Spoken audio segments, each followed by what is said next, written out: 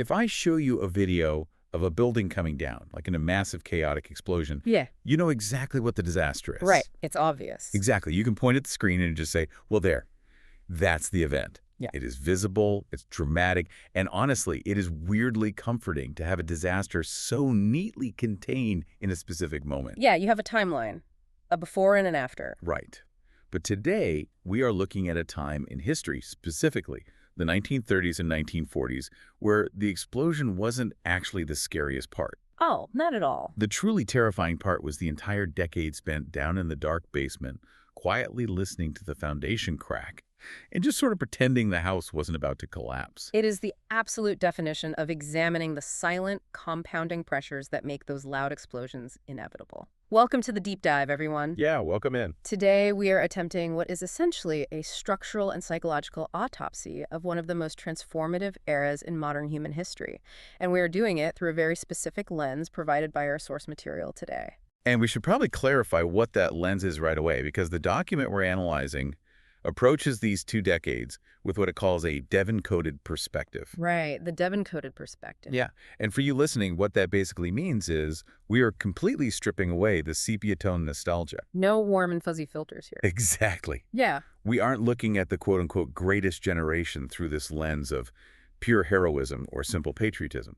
Instead, the text forces us to look at this era as this massive pressure cooker of duty, of endurance, and of the incredibly heavy, often invisible price of survival. It is a profoundly stoic look at what it actually takes for a society to survive the fire. Yeah. And the mission for our time together today is to just cut right through that mythology. We want to explore the literal mechanisms of how a society reorganizes itself when it's faced with a true existential threat. Which is not pretty. No, it's not. Yeah. We are going to uncover the hidden architecture of a world that transitioned from the crushing, localized despair of the Great Depression straight into the industrialized furnace of total global war. And most importantly, we have to examine the deeply uncomfortable relationship between extreme national unity and profound mechanized destruction. Right. Two things that are normally seen as opposites. Exactly.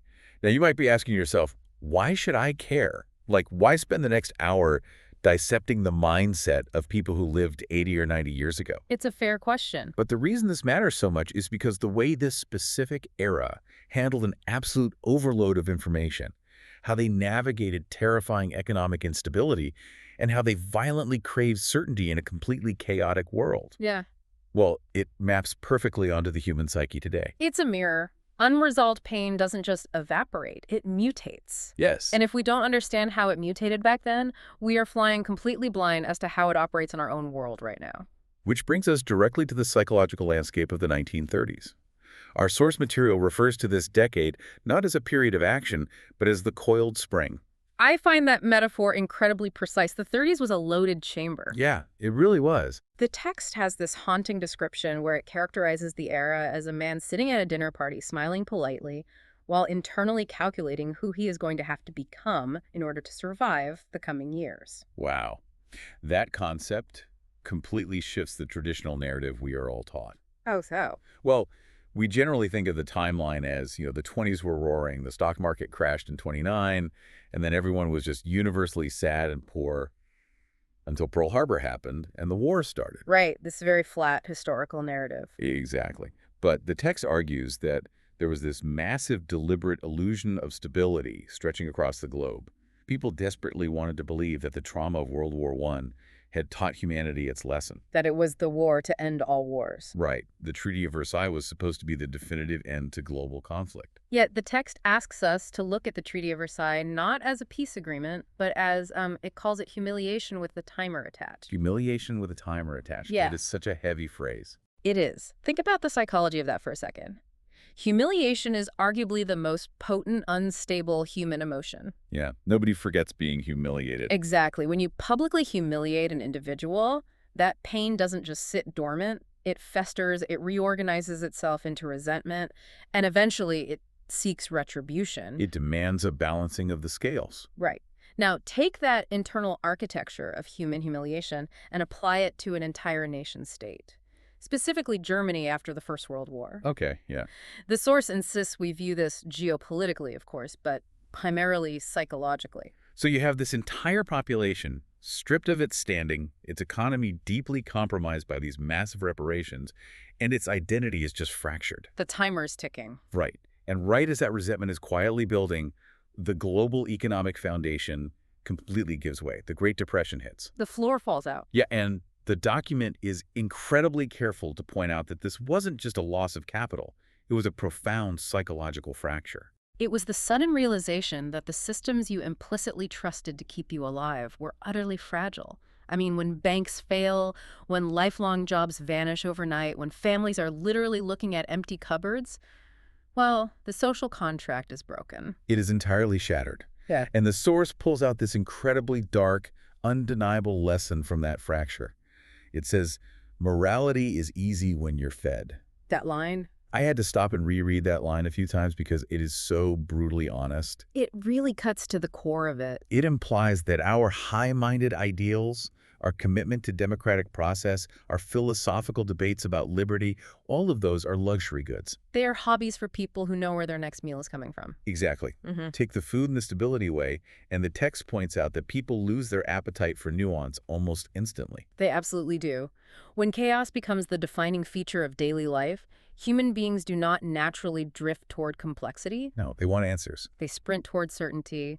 They want control, they want structure, and perhaps most dangerously, they want a definitive scapegoat. Someone to blame. Exactly. They want someone to point a finger at and say, this is the reason you are suffering. Which completely recontextualizes the rise of the extreme dictatorships in the 1930s. We were talking about Hitler in Germany, Mussolini in Italy, Stalin consolidating absolute power in the Soviet Union. Right.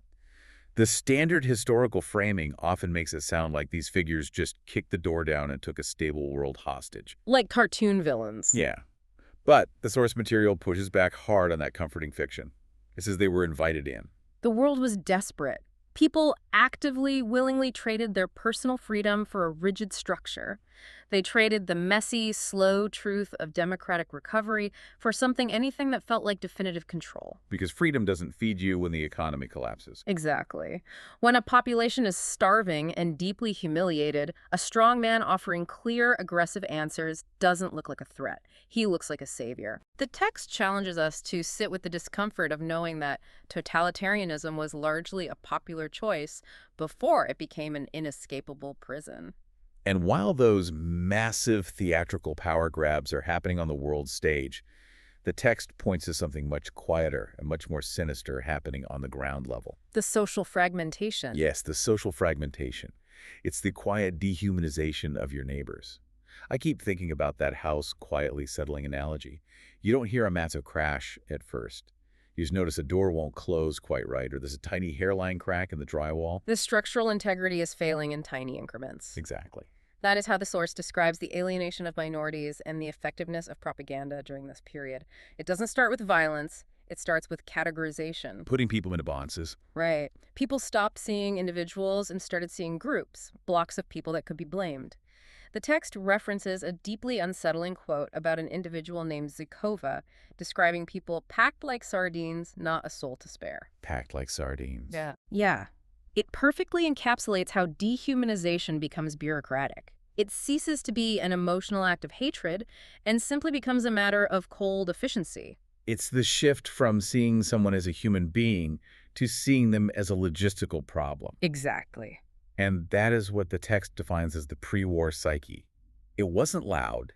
It was this atmosphere of heavily controlled anxiety and rising cynicism. Everyone had this growing, unspoken belief that something terrible was inevitable. But acknowledging it meant you had to actually do something about it. And no one wanted to do anything. The analogy the source uses is standing in the middle of a frozen lake, hearing the ice crack violently right beneath your boots. Oh, that's terrifying. The instinct isn't to run, because running might trigger the collapse. The instinct is to freeze, to carefully adjust your footing, and to hope it holds just a little longer. Just to stay still and hope for the best. Right. And on a geopolitical scale, this translates to massive emotional suppression. It is an entire generation adopting the mindset of, I will never be vulnerable again. When trust is entirely broken, maintaining control becomes infinitely more valuable than seeking the truth. Precisely. So if the entire decade of the 30s was defined by the question, how long can we pretend this ice isn't going to break? Well, the 1940s is the moment you plunge into the freezing water. The illusion shatters. Yeah. The text is unambiguous here. The outbreak of total war wasn't a surprise to anyone paying attention. It was the mathematical conclusion of all that tightening pressure. It was the coiled spring violently releasing. And as we step into the 1940s, we leave behind the silent, creeping anxiety of the basement and enter what the source material bluntly calls the furnace. The furnace. Yeah, because the 40s were not a cheerful, sepia-toned era of pure, unified triumph. It was a decade defined by the mechanics of total war, atomic terror, glaring social contradictions, and the immediate chilling onset of the Cold War. The document observes that the decade splits almost perfectly in half. Yeah. You have the early 40s, which are entirely consumed by mobilization, extreme civilian sacrifice, and the shock of Pearl Harbor throwing the United States fully into the conflict. Right, the buildup. Yeah. And then you have the late 40s, which is this incredibly messy period of reintegration. You have millions of veterans suddenly returning home, factories awkwardly trying to transition from building bombers to building toasters, massive labor strikes, and the dawning realization that the world order had been permanently altered. The geopolitical shift was absolute. I mean, if you look at the globe in 1939, you had a multipolar crisis. Power was divided and contested among Britain, France, Germany, the Soviet Union, Japan, and the United States. Lots of competing interests. Exactly. But the furnace of the 1940s completely incinerated that old hierarchy. France was occupied, Britain survived, but its empire and economy were fundamentally hollowed out. Germany and Japan were reduced to ash and rubble, leaving this massive, terrifying vacuum.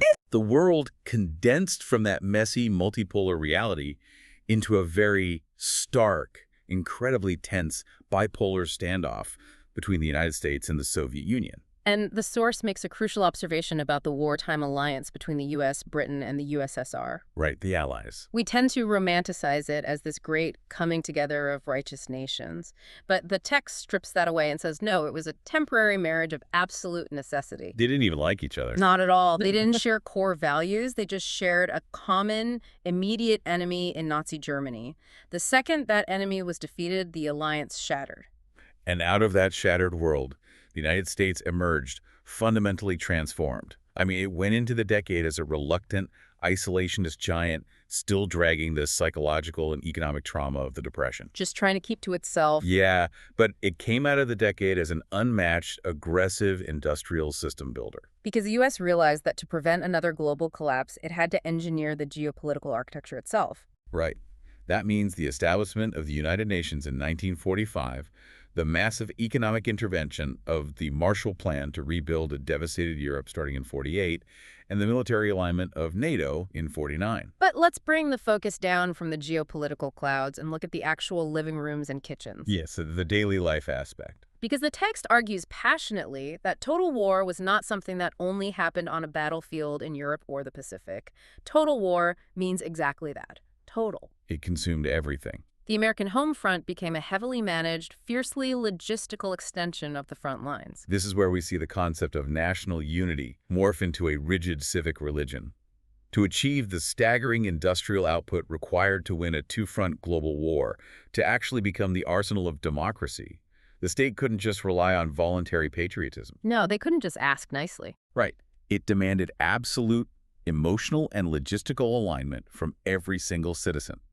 The psychological distance between a soldier holding a rifle and a civilian holding a frying pan was intentionally, systematically compressed by the government. I want to spend some time on the actual logistics of this because it sounds abstract until you look at how people actually lived. Oh, the rationing. We are talking about severe rationing. Yeah. Sugar, meat, gasoline, tires, even shoes. You couldn't just walk into a store with money and buy what you wanted. You needed those government-issued coupon books. Exactly. The state was literally dictating your caloric intake. You had victory gardens, regular people digging up their front lawns to grow cabbage, which ended up supplying a massive percentage of the nation's vegetables. And the propaganda surrounding this was incredibly effective at policing behavior. The text points out the campaign to save bacon grease, which is wild to think about. Yeah, the glycerin. Right. The government needed glycerin from fat to manufacture explosives. So, cooking bacon in your kitchen became a direct contribution to dropping a bomb on the enemy. If you threw that grease away, you weren't just being wasteful, you were practically aiding the Axis powers. Waste became a profound moral failing. It was a source of intense public shame. Efficiency became the highest possible civic virtue. Okay, here is where I really have to pause and push back a bit, Hey, because the text introduces a fascinating, uncomfortable contradiction. let's hear it. We look back at this era, we see the victory gardens and the scrap metal drives, and we praise this beautiful organic national unity. Yeah. But the source explicitly questions that. It does. It asks us to consider, was it actually an organic, shared sense of purpose? Or was it extreme, state-mandated discipline where dissent was simply coerced out of existence? That is the brilliant tension the Devon-coded perspective forces us to acknowledge. Total war does not ask for your sacrifice. It demands it, and then it insists that you call that forced sacrifice honorable. The government needed absolute compliance to keep the war machine running. To get it, they utilized intense propaganda, widespread censorship of the press, and the constant neighborhood-level surveillance of loyalty. Your neighbors were watching you. Exactly. If you complained about the rationing or if you questioned the military strategy, you weren't just expressing an opinion, you were labeled a threat to the survival of the nation. Dissent was shrunk down to nothing because the social cost of expressing it was entirely ruinous. So if we want to understand the true cost of this state-mandated unity, the text directs us to look at the economic and social realities of the people forced to live inside this machine. Oh. Because the shared sacrifice was absolutely not shared equally. Not even close. Let's unpack the economic reality first. The demands of the war economy slammed the industrial sector into absolute overdrive, effectively ending the Great Depression. Finally. Right. Factories were running 24 hours a day, and the demand for labor was insatiable. But the source is quick to point out that full employment did not equate to a luxurious life of abundance. No, the analogy I love for this is, imagine a massive, powerful V8 engine, but the government has installed a strict governor on it so it can only go 40 miles an hour. That is exactly what the 1940s economy felt like. You have full employment. People finally have cash in their pockets. The text notes that the minimum wage went from 30 cents an hour in 1938 to 75 cents by 1950. That's a huge jump. It is. But because all the factories were building tanks and bombers, and because of the strict rationing, there was virtually nothing for consumers to buy. Right. What are you going to spend it on? Exactly. You had a pocket full of money, but you were still standing in a line for 3 hours hoping the butcher hadn't run out of bruised meat. It was this bizarre paradox of immense cash flow paired with deeply constrained, highly regulated consumption. And that profound economic tension sat right alongside massive, undeniable social contradictions. Huge contradictions. The text points us toward the shifting of gender roles as a prime example. We all know the iconic image of Rosie the Riveter, right?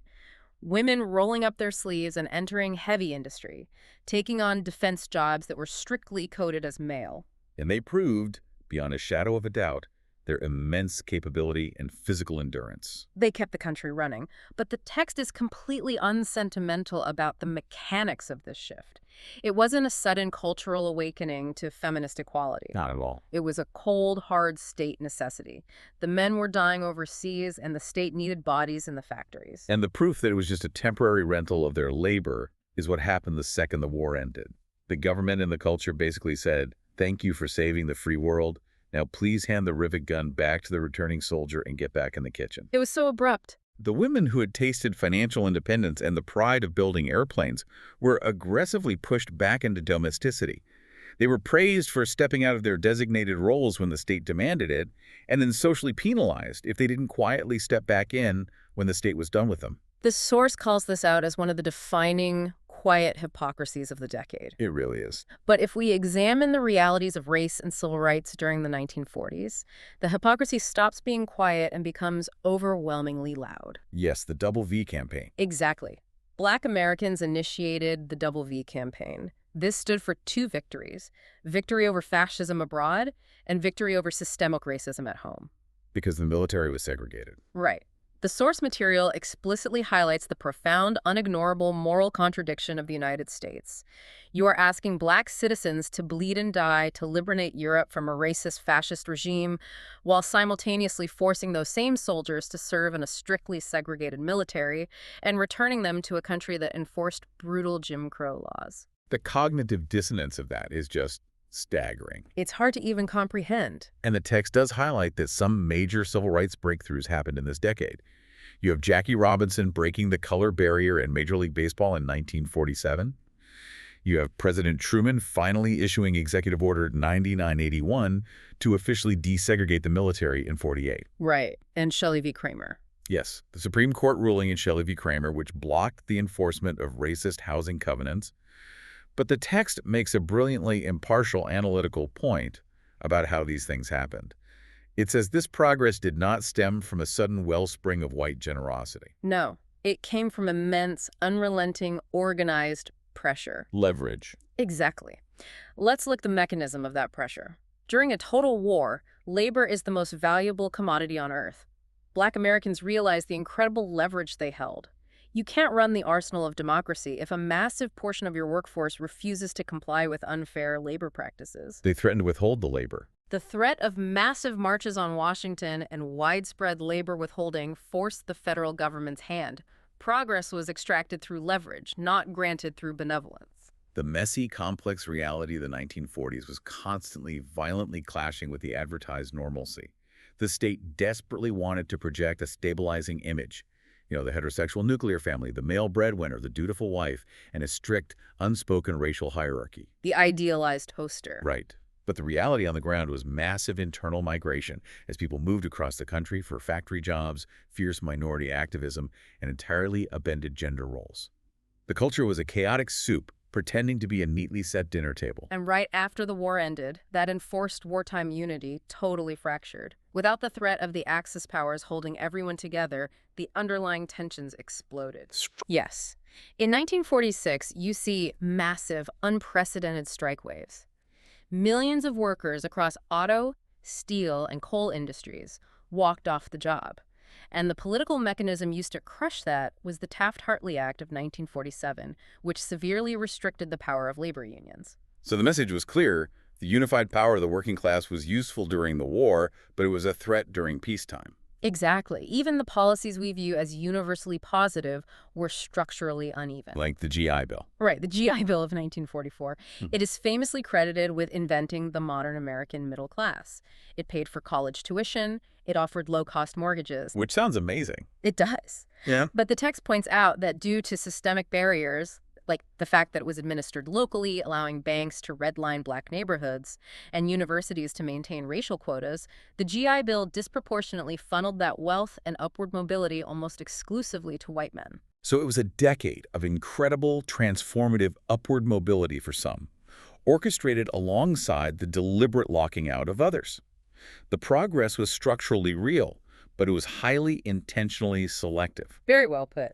So if the massive structural norms of society were bending, straining, and cracking this much under the weight of the war economy and deep social inequality, how did that actually feel? What did it feel like to live through it? Exactly. How did that trickle down to what an average person did in their living room on a Tuesday night just to stay sane? Let's zoom in on the texture of daily life. The source approaches the technology of the 1940s as a study in brutal and brilliant extreme. Extreme is the word. Under the existential pressure of the war, theoretical science was rapidly converted into organized, industrialized power. You have the rapid acceleration and deployment of radar, which completely changed how humans perceive space and threats. And medicine. Right. You have the mass production of penicillin, turning a scarce medical miracle into a logistical military asset. You have the very early room-size foundations of computing designed to calculate artillery trajectories and crack codes, and towering above all of it, the atomic bomb. And it's the ultimate duality. The technology of the 40s proved that human beings possessed the ingenuity to invent miracle drugs capable of saving millions of lives from infection, and simultaneously possessed the dark imagination to invent a weapon capable of literally erasing entire cities in a fraction of a second. It's terrifying. It really is. And you have to wonder, how is the average person processing all of this world-altering information? Through the radio. The radio. For most of the decade, the radio was the undisputed king of media. I want you to imagine your own living room right now. Strip away the internet, take away your smartphone, your tablet, your massive flat-screen television. Just a quiet room. Your entire connection to the outside world, to the survival of your country, the fate of your loved ones overseas, the instructions from your government is a wooden radio box sitting in the corner of the room. It was an absolute lifeline. People gathered around it. It delivered the newsreels, the presidential fireside chats, the heavily curated propaganda, and the entertainment that kept you from losing your mind. Yeah, television was around, but it was in its absolute infancy. The text drops a staggering statistic here. TV grew from about 44,000 homes in 1946 to roughly 4.2 million by 1949. That is massive exponential growth. It is. So the visual future was just starting to creep into the living room right at the end of the decade. But the mass culture, the shared psychological space of the 40s, was entirely defined by the auditory world of the radio and the communal experience of the local movie theater. And trust in that mass media was incredibly high. Why do you think that was? Primarily because it was heavily centralized, it was heavily censored by the government, and deeply framed by an unquestionable wartime patriotism. You didn't have 50 different channels giving you 50 different opinions. You had one unified narrative. Right. But if you want to understand the true psychological undercurrent of the culture, the text directs us to look at the music. Oh, this is my favorite part of the document. There is a fascinating observation here regarding the shift from big band swing to bebop jazz. Music is never just background noise, right? It is the sonic reflection of a society's internal state. I found this part so illuminating. Early in the decade, big band swing completely dominates the culture. Think about the mechanics of swing music. It is highly collective. Yes. It affords a massive orchestra of musicians playing in tight, coordinated unison. It's a driving, predictable dance floor rhythm where everyone moves together. It perfectly, almost eerily mirrors the mass mobilization, the factory lines, and the mandated unity of the war effort. Everyone playing their part in a massive, synchronized machine. Exactly. But by the late 1940s, as the war ends and the artificial unity shatters, you see the rapid rise of bebop jazz. It's completely different. It's the antithesis of the big band machine. Think of artists like Charlie Parker or Dizzy Gillespie. Bebop is played by small, fractured combos. It is blindingly fast. It is wildly complex, highly improvised, and discordant. That's tense. Very tense. It is an urban, intellectual, and fundamentally anxious sound. It isn't meant for collective dancing. It's meant for frantic, internalized listening. It mirrors a society that has moved from a unified, collective physical effort into a deeply internalized, anxious, and disjointed psychological state. The music literally sounds like a fractured mind trying to process the aftermath of trauma. That's a great way to put it. To really ground that tension, the text breaks down a typical day in the life across different social classes because your experience of this era depended entirely on where you stood in the hierarchy. It always does. For the middle class, daily life was heavily structured by industrial time. You lived by the factory whistle or the rigid schedule of the streetcar. Meals were inherently modest. You're stretching a meatloaf with breadcrumbs, relying on potatoes and canned vegetables. Nothing flashy. The evening is entirely centered around gathering by the radio. It's a life of repetitive routine, aiming desperately for a stable, quiet respectability amidst global chaos. And then you look at the wealthy. They were certainly insulated from the worst of the economic and physical dangers. But the text notes a fascinating social dynamic. They had to practice highly visible, restrained consumption. They had to hide their wealth. Exactly. So it was considered socially indecent, even treasonous, to look like you were indulging or hoarding wealth while the working class was rationing sugar and sending their sons to die. You had to actively hide your comfort. The culture demanded a performance of shared sacrifice. And for the working class and marginalized communities, the reality was just relentlessly harsh. We are talking about brutal, endless shift work in the defense plants, living in cramped boarding houses because of massive housing shortages in industrial cities, and constantly trying to figure out how to stretch the leftovers of leftovers. Just scraping by. Yeah. And for marginalized groups, there was that heavy, exhausting double consciousness we discussed earlier. Trying to navigate the required performance of wartime patriotism while simultaneously absorbing the daily systemic humiliations of segregation and bigotry. In an environment defined by this much pressure, what was actually considered cool? Oh, that's interesting. What does the text say? It wasn't flamboyance. It wasn't loud rebellion. The text notes that the ultimate cultural currency of the 1940s was composure. Composure. Clean lines, a lit cigarette, speaking only when necessary, and never wasting a single physical motion. The culture deeply fundamentally respected the person who could weld the ship hull, nurse the horribly wounded, march in formation, and above all, stay utterly steady when the pressure became unbearable. Don't show the pan. Never show the panic. And entertainment in this era, whether it was playing a simple board game at the kitchen table, listening to a radio drama, or writing a letter, wasn't just leisure. It wasn't a distraction. It was a psychological lifeline. And the text points out a heartbreaking logistical reality about those letters. Oh, the delayed mail. Right, because of the sheer unprecedented global scale of the war and the slowness of physical mail, a cheerful letter written from the front lines in Europe or the Pacific could arrive at a home front kitchen table weeks after the soldier who wrote it had already been killed in action. That is just so heavy. You are literally reading the hopeful words of a ghost. The temporal distortion of grief in the 40s is almost impossible for us to comprehend today. Every single aspect of daily life was penetrated by the reality of the war. Even fashion became fiercely political. The zoot suits. Yes, the text mentions the Zoot Suit riots of 1943.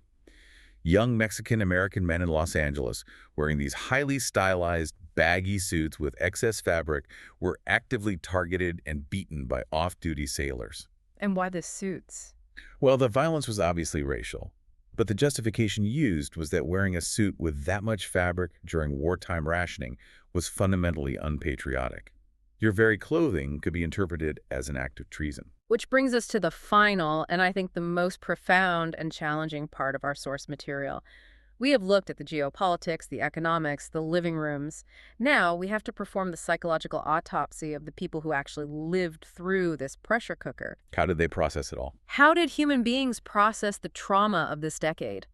The document breaks down the psychological burden by age demographic, and it is incredibly insightful. Let's go through them. Think about being a child in the 40s. War wasn't a distinct historical event that you learned about. It was just the background weather of your entire existence. You absorb the rules before you even understand them. You collect scrap metal. You never waste a crumb of food.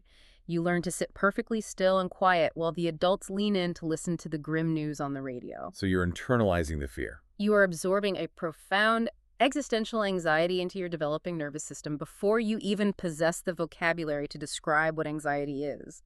Then you look at the teenager. The text has this brilliant description of the teenage experience in the 40s. It calls it history arriving faster than you are ready for. That's a great line. Adulthood wasn't a gradual, gentle transition of finding yourself. It was a sudden, violent summons.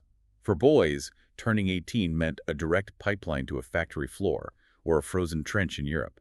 The coming-of-age narrative was violently compressed. You went from a child to a soldier instantly. And for the adult carrying the weight of the family, the dominant overriding mindset was duty first, feelings wait. Extreme repression. Emotional containment wasn't just common. It was actively rewarded by society as the highest possible form of maturity. The mandate was clear. You carry the trauma cleanly, you do not complain, you do not burden others with your fear, and you stay functionally useful to the system. Finally, we have to look at the elders of the 1940s. This is a crucial, often overlooked perspective. The survivors. Exactly. These were people who had already lived through the meat grinder of World War I, and they had survived the 1918 flu pandemic that killed tens of millions. The text calls them the custodians of thrift. Custodians of thrift. They were the ones who knew, deep in their bones, that massive, seemingly permanent societal systems can and do completely fail. They provided this steady, dark, fatalistic anchor for a society in chaos. They knew the floor could drop out at any moment because they had already seen it happen twice. But remaining steady, remaining functional under that much chaos required society as a whole to cross some profound, irreversible moral lines. Yeah, the dark stuff. This is where the text gets incredibly dark, but it is deeply necessary if we are going to understand the era. We have to look at what the 1940s normalized. Okay. We are talking about the mass race-based internment of Japanese American citizens in concentration camps. We are talking about the industrialized, bureaucratic genocide of the Holocaust. We are talking about massive strategic civilian bombing campaigns, firebombing cities, where the explicit goal was to burn tens of thousands of women and children alive to break enemy morale. And, of course, the dropping of the atomic bombs. The source is absolutely resolute on this point, and it's a hard pill to swallow. War did not suspend morality. No. That's a myth we tell ourselves to feel better. The text says war put morality under such immense, unbearable strain that society simply redefined what was acceptable. Move the goalposts. Exactly. The atomic bomb normalized a terrifying new logic for the human race. The logic that the instantaneous annihilation of entire civilian cities could be legally and morally justified by the mathematics of strategic necessity. So when the war finally mercifully ended, what did victory actually feel like? The text aggressively shatters the myth of pure, unadulterated joy. It wasn't parades for everyone. No. It argues that the true internal feeling of victory in 45 was relief, undoubtedly, but it was a relief heavily suffocated by profound grief, deep psychological exhaustion, and massive disorientation. It was a haunted victory. You survived, but you were fundamentally changed, and millions of others were gone. This brings us back to the core tension identified by the Devon-quoted reading of the text: unity versus destruction. The brilliant, deeply unsettling point the author makes is that we've been taught to view these two concepts as opposites. But they aren't. But in the 40s, they were the exact same thing. Extreme, highly organized national unity was the exact tool that made both the survival of the free world and unprecedented mechanized destruction possible. It is the exact same engine, just running different programs. The text frames this realization with a specific, haunting question that a society must ask itself in the aftermath of such a decade. Am I cursed or divine? Yes. Am I cursed or divine? It is the terrifying, unavoidable realization that the exact same civilization, capable of composing brilliant symphonies, praying for peace at the dinner table, and upholding democratic ideals of liberty, is simultaneously capable of engineering and executing mechanized slaughter on a global scale. We are both things at once. Okay, I have to bring up this final point from the text because it totally reframed my entire thinking about history. What is it? People today, myself included, love to look back at the 30s and 40s and play armchair historian. We love to ask ourselves, what would I have done? Would I have been the hero? Would I have hidden refugees? Would I have stormed the beaches? Everyone thinks they'd be the hero. Right. But the source material explicitly states that is the wrong question to ask. It's a vanity question. The real question the era poses is, under absolute existential pressure, do you become more human or do you become more efficient? Oh, I wow. want you to unpack the mechanics of that for us, because why exactly are those two things at odds in this era? Human versus efficient. They are at odds because the 1940s proved that efficiency, in the context of total war and survival, requires active ruthlessness. You have to be cold. To be highly efficient, you have to flatten complexity. You have to easily categorize your enemies as less than human so you can kill them without hesitation. You have to suppress domestic dissent because debate slows down the assembly line. You don't have time to argue. You don't. Yeah. You have to prioritize the survival of the massive structural system over the dignity or life of the individual soul. The emotional grammar of the 40s forced everyday people to literally cauterize parts of their own humanity, their vulnerability, their empathy for the other, their capacity for nuance. They had to burn it away just to be able to function within that highly efficient, incredibly violent machine. Just to survive the day. To win the war, to survive the furnace, they had to build an internal psychological armor so thick and so hard that it threatened to completely crush the soft human person trapped inside it. Wow. That is heavy, but it is so necessary to hear. As we bring this deep dive to a close, we have to remind ourselves that the 1940s were not a simple time of rugged heroes existing in neat black and white photographs. No, it was a furnace. It was a furnace, and that furnace undeniably forged the modern world we live in today. It built our geopolitical alliances. It generated the economic engine of our middle class. It accelerated the technology we rely on. But we have to look at the receipt. Yes, the cost. It came at the cost of immense, unprocessed generational trauma, the systemic suppression of minorities and women, and a deeply compromised, forever altered morality. Understanding the true mechanics of this era is vital for us today because it teaches us that unresolved pain, whether in an individual or a nation, always mutates into something dangerous. It reminds us that regular, decent people will readily and eagerly trade their freedom for authoritarian certainty when they are terrified and starving. Yeah, it shows us that rapid, massive societal progress often requires incredibly uncomfortable, relentless pressure. We started this hour by talking about inspecting the cracking foundation of a building in the dark, rather than just watching the flashy, loud demolition on tape. Right, being in the basement. We've spent this entire time down in the basement, examining the silent compounding pressures, the heavily suppressed anxieties, and the rigid, coercive discipline that held that structure together before and during the fire. And that leaves us with a final, lingering thought to consider. drawn directly from the themes of our source text. I'll leave you with this. Hmm. We saw how, in the 1940s, extreme existential pressure forced an entire generation to ruthlessly suppress their trauma in the name of duty, passing that numbness off as maturity. Maturity as armor. Exactly. As you look at the overlapping, complex, and escalating crises in our world today, ask yourself if our modern society is ever forced to reorganize itself overnight to survive a true global threat again. Do we currently possess the psychological infrastructure to process the trauma of that survival? Or will we simply build a harder, heavier, more efficient armor, just like they did? That is definitely something to think about. Thank you so much for joining us on this deep dive. We'll see you next time.